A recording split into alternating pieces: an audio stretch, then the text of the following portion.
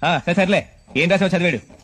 Title పేదవాడు bracket లో rich man. First ఏదో బింది పేదవాడని టైటిల్ పెట్టి మధ్యలో రిచ్ మ్యాన్ అంటే ఎదవా. అదే మరి నువ్వు 24 అట్లా టైటిల్ కి క్యాప్షన్ కి అస్సలు సంబంధం ఉండకూడదు. మీరు ఊరుకోండి, నువ్వు ఏ రాసో చెప్పు నాన్న. అనకనక ఒక పేద కుటుంబం. ఆ కుటుంబంలో తండ్రి చాలా పేదవాడు, తల్లి కూడా పేదదే. వాళ్ళ పిల్లలు తోటమాలి, వంటవాడు, ఆఖరికి కార్ డ్రైవర్ కూడా పేదవాడే. పాపం వాళ్ళు తినడానికి చికెన్ బిర్యానీ కూడా దొరక్క ఆకలితో ఏసీ కార్లో వెళ్తుండగా పంది ఎదవా 20 మంది పనోళ్ళు ఏసీ కార్లు ఉన్నోళ్ళు పేదోళ్ళ.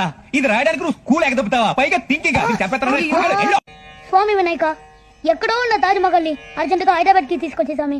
పెద్ద కొబ్బరికాయ కుడతాను. అంత అర్జెంట్ గా తాజ్ మహల్ హైదరాబాద్ షిఫ్ట్ చేయాల్సిన అవసరం ఏంటో.